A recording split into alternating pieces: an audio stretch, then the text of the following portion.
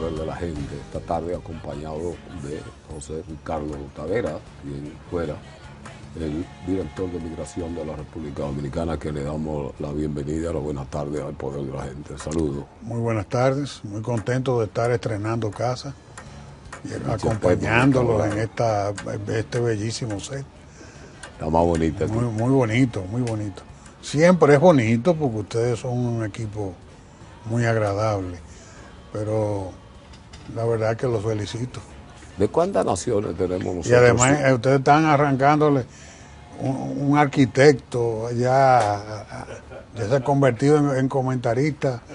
Bueno, y me dice que ahora va a ser abogado. Este equipo está creciendo. Ahora es arquitecto de la palabra. ¿De cuántas naciones tenemos nosotros ciudadanos en la República Dominicana, Ricardo? Bueno, de más de 100. No te puedo precisar porque eso es un dato, pero de que hay más de 100 nacionalidades, las hay. Ya aquí hay gente de todas partes. Lo que pasa es que hay migraciones muy pequeñas. Por ejemplo, yo recuerdo que entre los datos que yo recuerdo haber visto, había gente hasta de Sudáfrica. Yo dije, ¿qué gente de Sudáfrica? Sí, lo hay. Y pues lo que pasa es que muchos de ellos son migraciones de reunificación familiar, dominicanos y dominicanas que se casan en el extranjero y los extranjeros terminan sintiéndose más dominicanos que sus propios esposos y esposas, y que se radican en el país. Y hay muchas naciones que no tienen un número tan elevado. Aquí el tema migratorio de gran densidad son los norteamericanos, muchos de ellos son realmente dominicanos, los haitianos, los españoles, es un grupo bastante numeroso, y los venezolanos obviamente que han tomado un auge últimamente con los problemas de Venezuela. A propósito de Venezuela y de la situación política imperante allí, hay propuestas que se han formulado en los organismos internacionales de que estos ciudadanos sean recibidos como una especie de refugiados en estas naciones. ¿Cuál debería ser el trato a dar de esta situación a los venezolanos en la República Dominicana? Mire, el estatuto de refugio es un estatuto especial para gente perseguida, sea por razones políticas, religiosas o de cualquier índole. Cuando una persona tiene razones para entender, objetivas, de que su vida corre peligro porque tiene algún nivel de persecución, entonces puede acogerse al estatuto de refugiado. Obviamente, el caso de los venezolanos no califica para ser asumidos como refugiados, porque el refugiado no puede albergarse en situaciones de carácter económico, salvo que sean esas personas que están siendo perseguidas por la dictadura de Venezuela, que hay persecución política. Nosotros estamos viendo ya que la propia fiscal general, que es una figura del propio chavismo, que tenía una visión diferente a la que tiene Maduro, tuvo que refugiarse en Colombia, junto con su esposo, que es diputado. O sea, situaciones de ese tipo, donde ya obviamente hay una persecución de carácter político, sí se justifica un estatuto de refugio, pero son situaciones aisladas. Estos ciudadanos están realmente migrando por un problema de carácter económico, igual que el tema de los haitianos. El de los haitianos es un poco más profundo, pero es una situación para mí coyuntural, porque Venezuela, si bien es cierto que ha sido tocada en sus fibras más profundas y que tiene una crisis institucional, política, económica, y hay un nivel de desabastecimiento terrible, también es cierto que Venezuela es un país que tan pronto resuelva su problema político, cuyo, aunque no se ve en el horizonte una salida a la crisis, pero en algún momento eso va a ocurrir y Venezuela tiene todas las herramientas para recuperarse y para asumir el retorno de sus ciudadanos y demás. Es una situación de carácter que nosotros como dominicanos le debemos a Venezuela un tratamiento de solidaridad, porque la hemos recibido en el pasado. Todo el tiempo, desde la fundación de la República, siempre que hubo problemas políticos, aquí habían varios lugares donde emigrar, que eran Cuba, Puerto Rico, San Tomás, te puedo decir, y Venezuela fundamentalmente. Eran los países donde fundamentalmente se radicaban los políticos que eran perseguidos en la República Dominicana. Tú puedes decir, por ejemplo, Mon Cáceres estuvo en Santiago de Cuba, Luperón estuvo en San Tomás y el padre de la patria estuvo en Venezuela. O sea que nosotros hemos tenido en Venezuela siempre un país que nos ha acogido y hay que buscarle una solución. Se le puede buscar una solución, pero no como refugiados. Pero Tampoco puede ser... ¿Cuál pudiera ser esa figura? Porque tiene que ser a través de la ley de visado. Tiene que dársele un tratamiento ordinario. Lo primero que el Estado Dominicano debe hacer con la migración venezolana es suspender el protocolo de exención de visado que existe con Venezuela. Ahora mismo los venezolanos pueden llegar aquí simplemente con su pasaporte al día, sin visa. Entonces, lo que yo he sugerido al respecto, que como todavía no es una migración tan compleja como la haitiana, porque ya eso, lo de Haití es otro problema de carácter geopolítico por el nivel de cohabitación que tenemos en la misma isla, pero aquí no tenemos todavía 30.000 venezolanos. Entonces yo lo que digo es que el Estado lo primero que debe hacer es suspender y exigir visado, porque es una forma de que se comience a depurar al venezolano que viene desde su país de origen para que ingrese con visa. Si va a ser de residente, que sea de residente; si es de turista, ya que el mecanismo que existe para colar a través del visado, pues que funcione en la propia Venezuela. Pero eso no se puede lograr. Si tú no haces eso, no tiene sentido tomar ninguna medida, porque todos los vuelos que hay de Venezuela hacia República Dominicana están llenos por 2 o 3 meses por delante. Entonces eso es imposible pensar que si tú no paras ese drenaje que hay a través de exigir visado, es imposible tú comenzar a abordar el tema de aquí. Entonces, para abordar el tema de aquí, debe ser a través de la ley de visa, no puede ser a través de la ley de migración. Una disposición especial autorizada por el presidente de la República a la Cancillería podría hacerse el proceso de depuración de esos ciudadanos que están aquí, para que se le otorgue un visado en el territorio nacional a los que califiquen, a los que sean debidamente depurados, y obviamente para que Migración pueda recibirlos en el sistema, porque sin visa no puede entrar un expediente a Migración. Entonces, dar esa excepción con una autorización presidencial debe ser, porque es que el decreto, el de 631, que es el reglamento de migración, prohíbe que un ciudadano extranjero ingrese como turista en territorio nacional y pueda aplicar para un estatus de residencia o de permanencia, sea laboral o de cualquier otro tipo que pueda optar en la República Dominicana.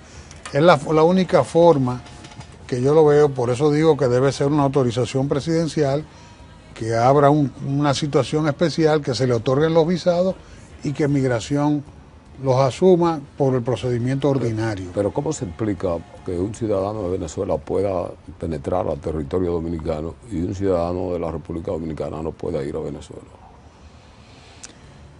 Bueno, es una política que el Estado Dominicano asumió en su momento, cuando se estaban estimulando los flujos migratorios de turistas.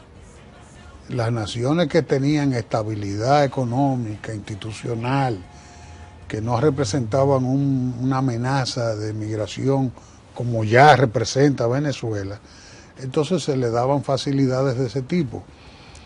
Generalmente las medidas que se han tomado de exención de visado han sido inspiradas en un estímulo a la industria del turismo. Aquí hay cantidad de nacionalidades que pueden ingresar en virtud de un decreto con siempre y cuando tengan visa de la Unión Europea o de los Estados Unidos, no importa de dónde tú seas.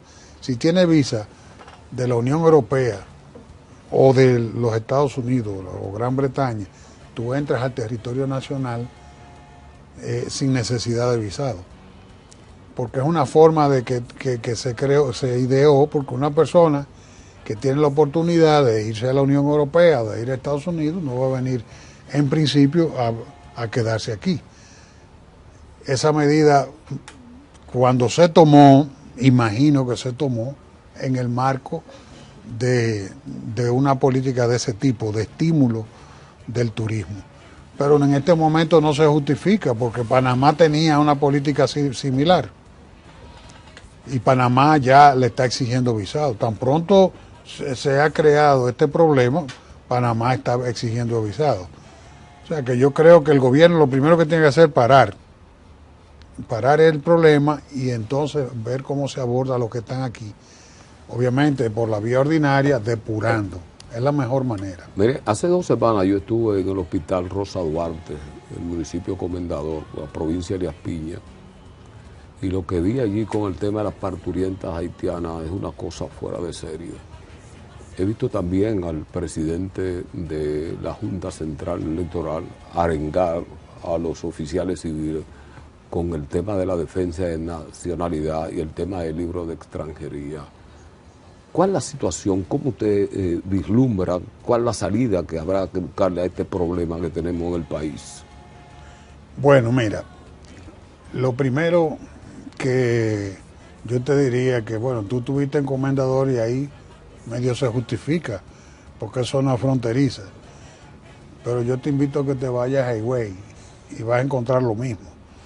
Eso está ocurriendo en todo el país, porque aquí hay una presencia masiva de ciudadanos haitianos, ya medio Haití está mudado aquí.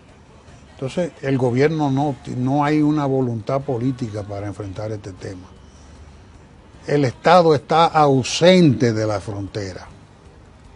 Y mientras no haya una política de control fronterizo, el tema del control de la migración haitiana va a ser un sueño en este país. Entonces, si tú no tienes el Estado presente, y si tú no tienes tampoco una voluntad política superior, que desgraciadamente este gobierno sucumbió a las presiones de la comunidad internacional, y por alguna razón el presidente y su entorno, el señor Montalvo, que es el que fundamentalmente interviene en este tipo de temas, no han asumido de alguna manera los riesgos de asumir esta política, porque me imagino que ellos entienden que es conveniente por alguna razón, no sé a quién. Entonces, el Estado no existe. Nosotros tenemos ahora mismo... Pero el Estado no existe ahora o no ha existido nunca. Mira, el Estado, yo te puedo decir que desde 1880 hasta la fecha no ha tenido una, vamos a decir que una actitud responsable con el tema migratorio. Y cuando se ha querido hacer algo, pues hemos terminado mal, porque nosotros íbamos bien. Usted fue director de migración. Por eso te lo estoy diciendo. Pero en su condición de director de migración en su momento, ¿cuáles fueron sus planteamientos a la autoridad superior y qué cosa no se le complació? Yo di los pasos que había que dar. En primer lugar, yo llegué a migración en un momento en que la ley 285 no tenía reglamento. Nosotros 6 meses después ya teníamos el reglamento firmado. Inmediatamente acometimos el tema del plan de regularización. El proyecto del plan de regularización se lo entregué yo al presidente Fernández antes de salir, obviamente fue en la etapa de transición y él tuvo, yo diría que la decencia de dejar la solución del tema al presidente Medina, porque un gobierno de transición normalmente decisiones delicadas o las consulta o sencillamente se las deja al que viene. Se trató de hacer ese tema, que era un tema clave para la solución de la problemática migratoria en el país. Pero el plan desgraciadamente colapsó. Una política correcta colapsó y le puedo decir, ¿por qué yo digo que nunca ha ocurrido? Bueno, era un proceso. Tú tenías primero que dotar a la ley de un reglamento, después organizar el plan de regularización, porque tú no podías salir al otro día a poner multas a los sectores productivos, que algunos de ellos en la cadena de producción muy sensibles, como el sector agropecuario, si todavía el Estado no había generado las facilidades para la política de regularización. Entonces, cuando se produce la sentencia, entonces se aprueba el plan corriendo. Y se aprueba el plan en unas condiciones en que estaba destinado al fracaso, porque yo lo advertí. De esa manera no vamos a llegar a ningún lado, porque si Haití no tiene una política de documentación a los ciudadanos haitianos que están en la República Dominicana, el plan va a fracasar. Lo primero que advertí.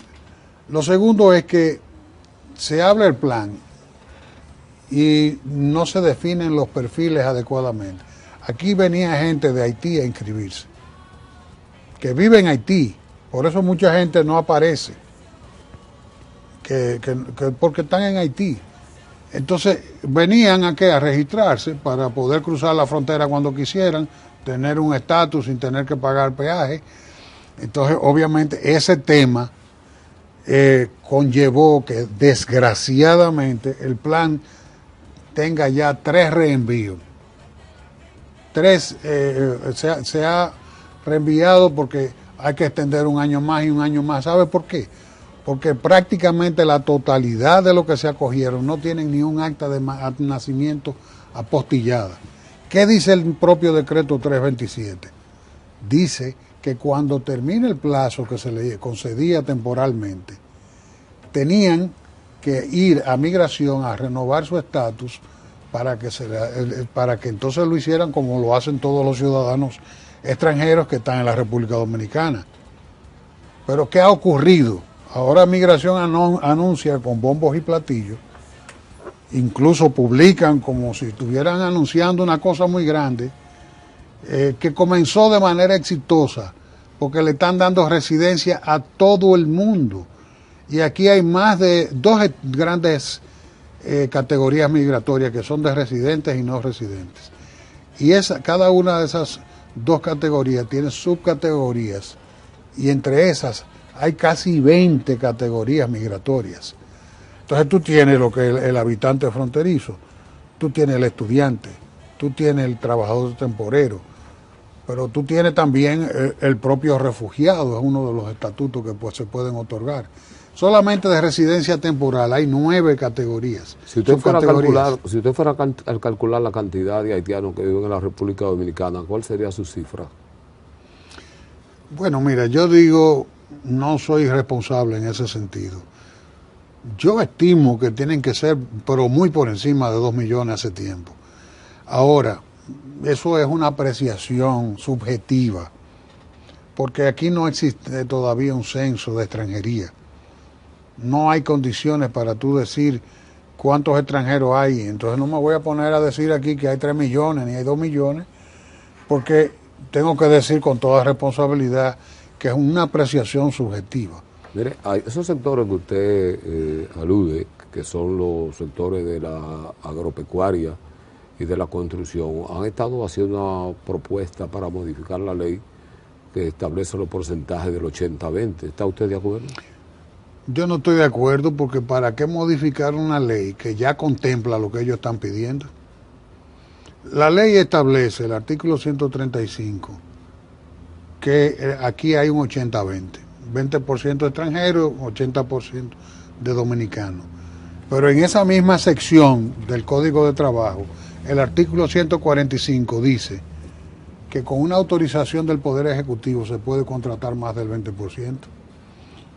Si aquí se hace un estudio en el mercado laboral y para recoger café no hay mano de obra dominicana, basta una autorización del Poder Ejecutivo que emite a través del Ministerio de Trabajo diciendo que se autoriza a que el 100% de los contratos para recoger café sean extranjeros y no se está violando la ley. Entonces yo no sé para qué que quieren modificarla, si ya la propia ley establece un mecanismo. ¿Y cómo vamos a modificar una ley que nunca hemos aplicado además? Si esa ley, la realidad de esa ley es que es a la inversa. Pero es a la inversa precisamente porque aquí el estatuto de una mano de obra extranjera, indocumentada e ilegal, es el que sirve para mantener el salario del dominicano deprimido. El impacto, no lo digo yo, ustedes pueden leer a todos los economistas que han escrito al respecto de este país y los estudios del propio Banco Mundial, que mientras nosotros tengamos ese boquete de Haití abierto de manera irresponsable, la superación y el desarrollo de la República Dominicana no va a ser posible. Porque estamos hablando de que un solo contribuyente está pagando para desarrollar dos naciones. Eso no es posible. Además de eso, nosotros, ¿por qué tú te crees que los empresarios insisten en ese tema? Los empresarios insisten en ese tema y yo lo comprendo. Si yo fuera empresario sin conciencia social y política, sin responsabilidad ciudadana, probablemente yo estaría diciendo lo mismo. Porque el problema es que si tú tienes aquí, ¿cuáles son los grandes nichos que generan grandes trabajos? En el sector agropecuario, la construcción, por ejemplo, que son los que generan empleos en masa, están en manos extranjeras. Entonces, cuando tú tienes eso y tú no tienes que pagar los costos de formalización de ese trabajador, ¿qué tú tienes? ¿Una economía? Nosotros tenemos 390 kilómetros de frontera accidentada en la mayor de su parte topográfica. La Fuerza Nacional Progresista ha estado planteando un muro. ¿Es una quimera, un sueño o es posible? Pero por supuesto que es posible porque el problema es que es posible y lo necesitamos. Mira, yo, si a mí me correspondiera, yo doy el primer Picasso y le doy seguimiento al muro, porque se puede hacer por tramos. No necesariamente, la gente piensa en un muro que es de concreto, desde Manzanillo hasta la parte sur. No es eso. No se trata de eso porque muchas veces no hace falta poner nada porque la propia naturaleza se encarga de eso. Ahora, el tema del muro, que la gente dice, el muro no va a resolver, ningún muro es infalible. El muro es una herramienta que facilita una política de control fronterizo, pero si tú dejas el muro solo, no te va a resolver el problema. El muro ayuda. Muchas gracias. Hemos conversado con José Ricardo Tavera, exdirector de Migración de la República Dominicana. Aquí. No vaya a ser que mi amigo. Fuera. ¿Quién fuera? Director de Migración de la República Dominicana. Continuamos en el poder de la gente.